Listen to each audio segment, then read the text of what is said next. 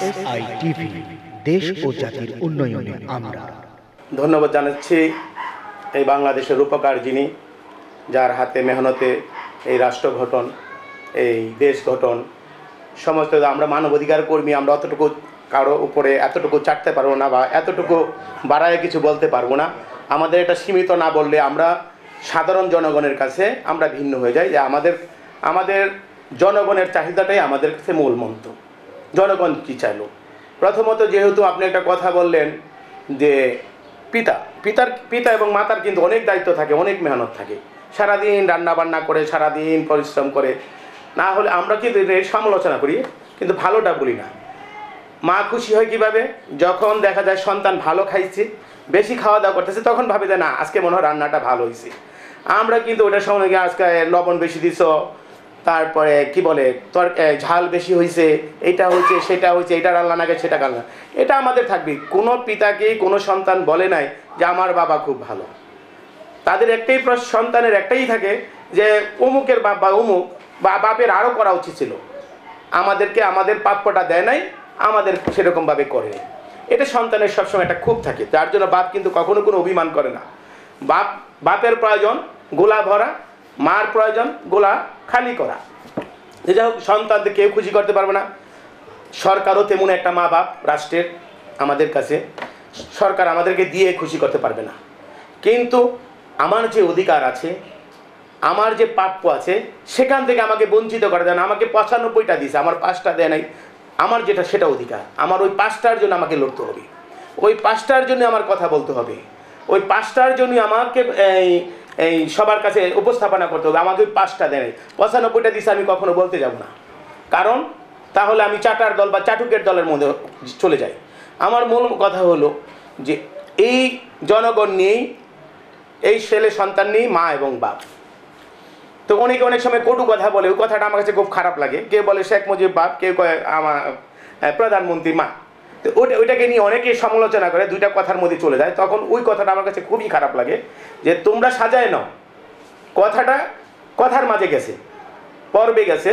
তোমরা একজনে হ্যাঁ বাপ হইলে হ্যাঁ মা হয় কীভাবে, হ্যাঁ মা হইলে হ্যাঁ মা বাপ হইলে, ছেলে মেয়ের সন্তানের কথা। ওই কথায় না যায়, যদি আমরা ব্যক্তির না ধরে যে কথার মধ্যে যাই থাকি।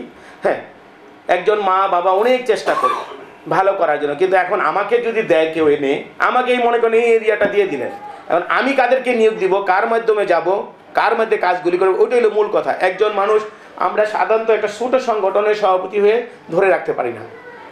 যদি সবাই সম্মিলিত যদি আমাকে না সহযোগিতা করে, তাদের যদি দেশপ্রেম, জাতিপ্রেম, ধর্মপ্রেম, জাতিগোষ্ঠী নিয়ে গবেষণা না থাকে, তারা যদি এক্সপার্ট না থাকে, অজ্ঞদের দিয়ে কিন্তু হাল চাষ করা যায় না।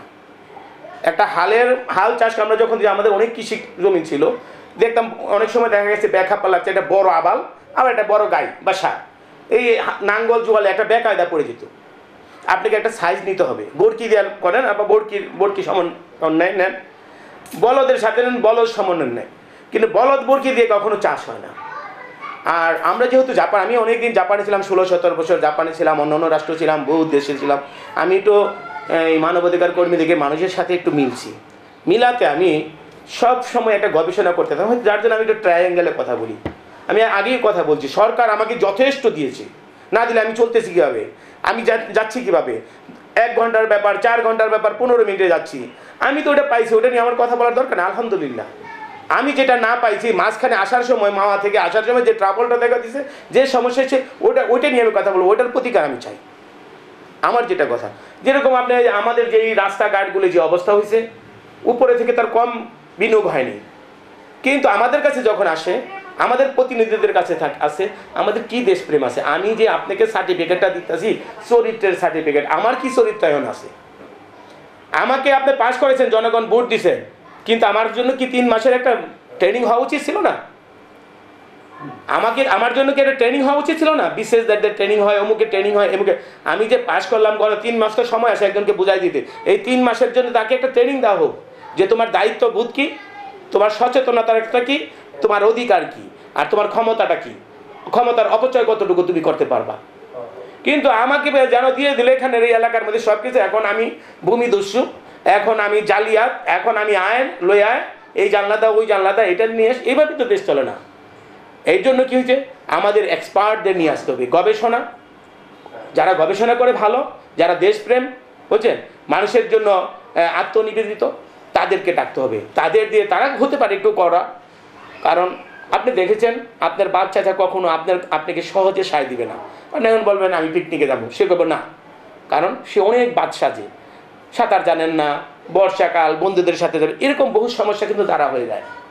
তা আমাদের কি হবে, যে জিনিসগুলো রাষ্ট্রীয় প্রয়োজনে দরকার, জনগণের স্বার্থে দরকার, জনগণের স্বার্থে যায়, আমাকে মিনিমাম ম্যাক্সিমাম করতে হবে।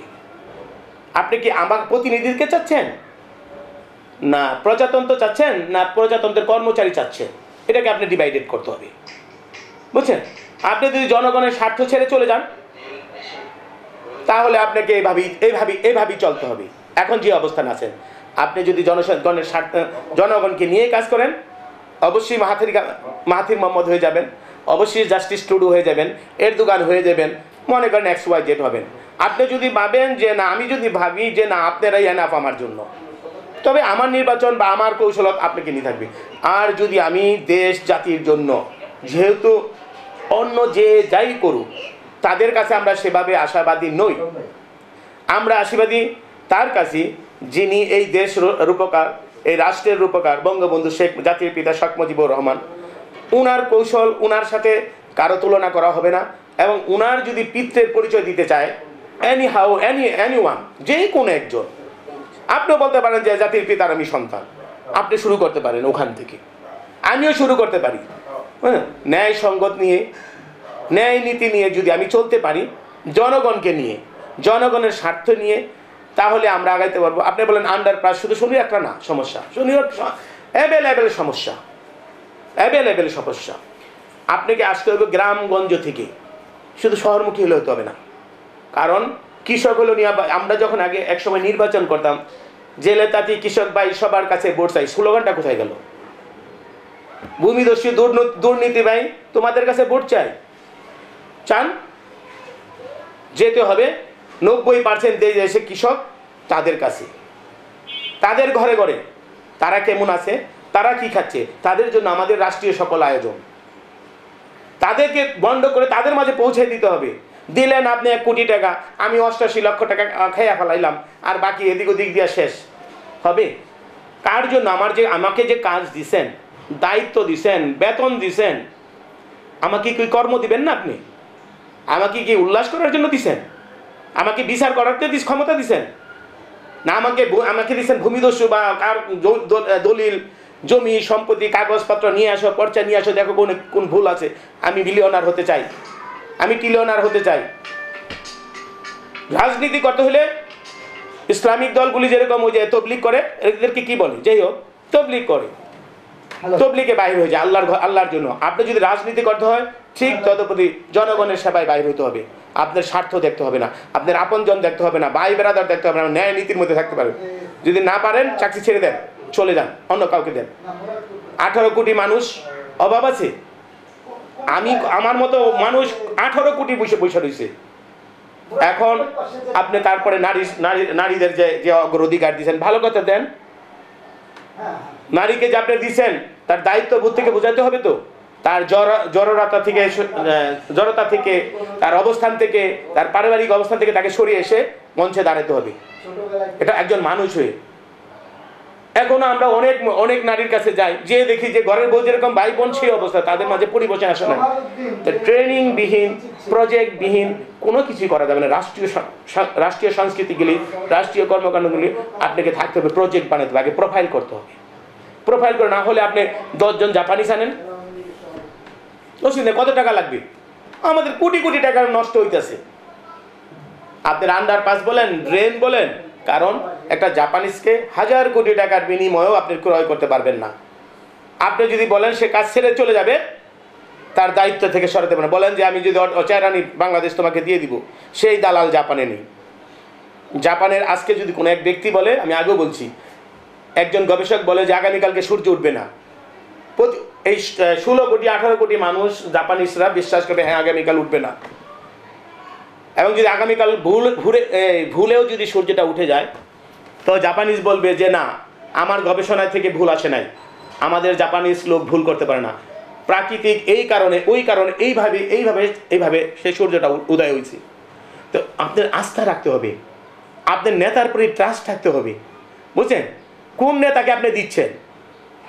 আপনার জন্য দিচ্ছেন না জনের জন্য দিচ্ছেন, জনগণের জন্য দিচ্ছেন না জাতির জন্য দিচ্ছেন? এই বাংলাদেশের যে প্রজেক্ট, এগুলো আপনি প্রোফাইল করেন না, ভালো কিছু নিয়ে আসেন। জাপানে কয় টাকা নিবে? কিছু ভালো ইঞ্জিনিয়ার নিয়ে আসেন। চায়না নিলে একটু ভিন্ন ধরনের, ইন্ডিয়া ভিন্ন ধরনের। আপনাকে রাজনীতি করতে হলে, দেশ ভালোবাসতে হলে, জাতির কাছে পৌঁছাইতে হলে আপনার অবশ্যই গবেষণা করতে, গবেষণার ভিতর বিকল্প কিছু নেই। এই আন্ডার প্রাইজ যেটা বলছেন দিয়ে দিয়েছে লুটতরাজের কাছে, আমার কাছে। তা আমি আমার ভাই বেড়াদেরকে বলছি, যা তারা একটু দেখগা।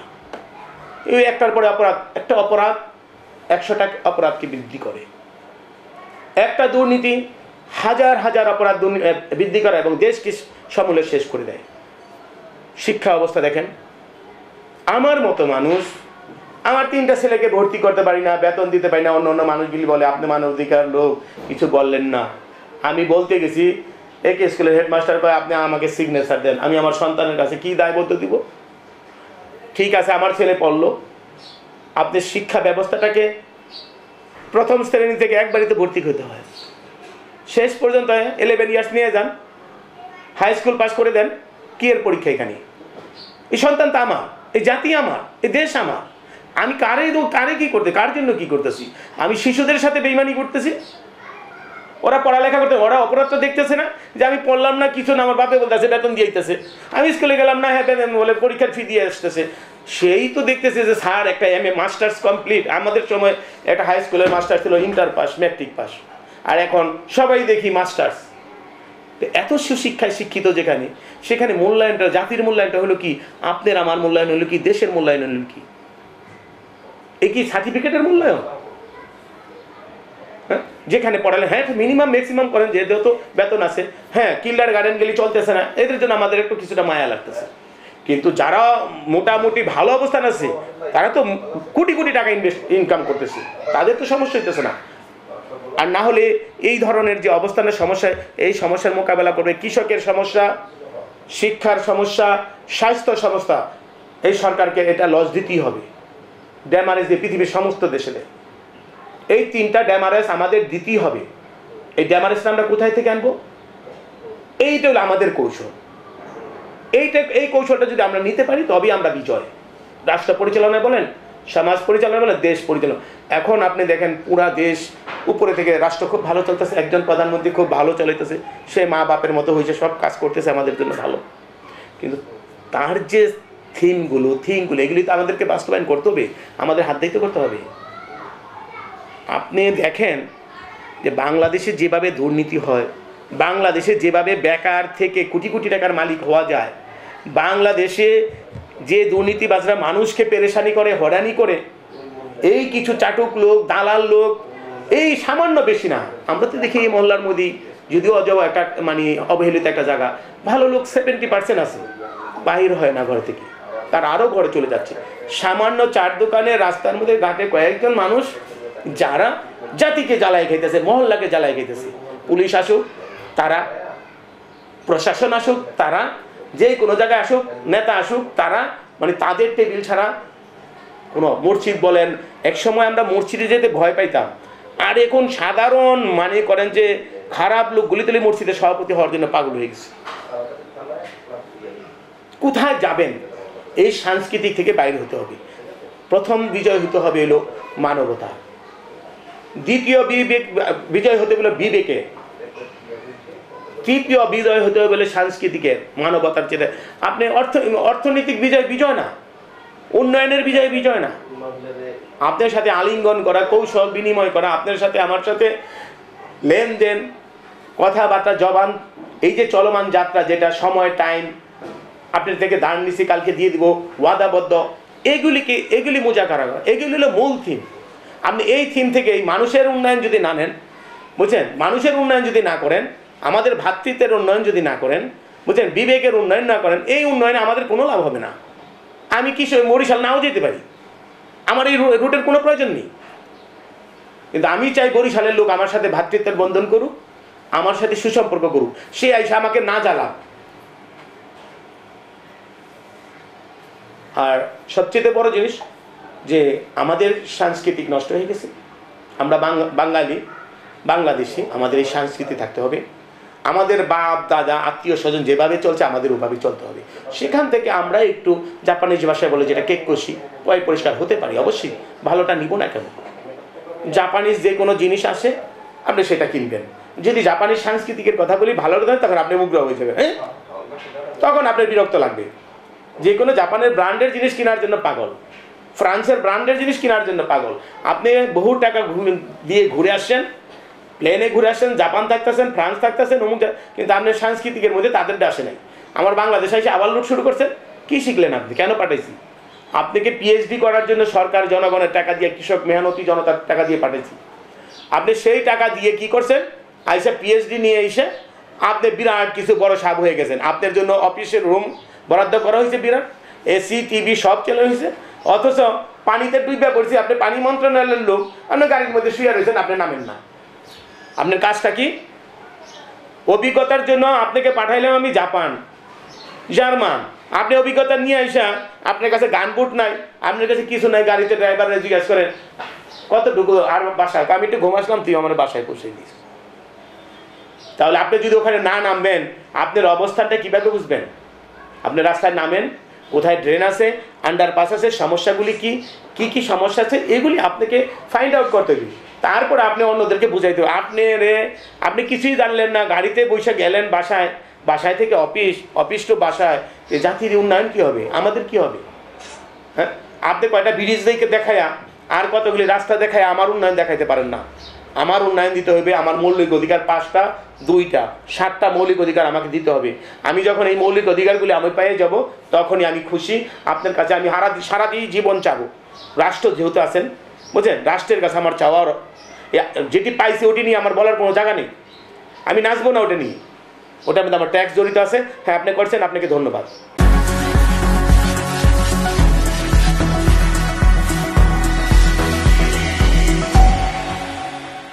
SITV, দেশ ও জাতির উন্নয়নে আমরা।